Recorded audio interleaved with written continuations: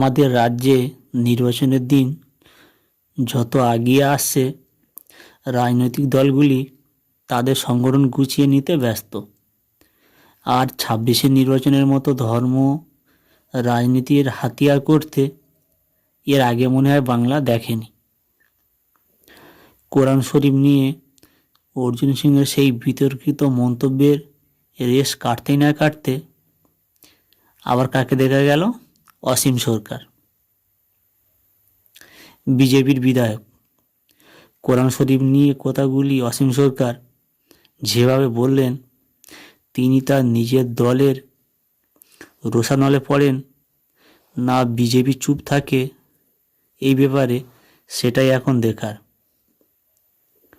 তবে এর মধ্যে তার বিরুদ্ধে থানায় অভিযোগও করা হয়েছে বলে জানা যাচ্ছে। তবে অসীম সরকার কথাগুলি যখন বলছিলেন, তার পাশে তার নিজের দলের মানুষগুলির মুখ দেখে মনে হচ্ছিল তারা এ ব্যাপারে মোটেই খুশি নয়।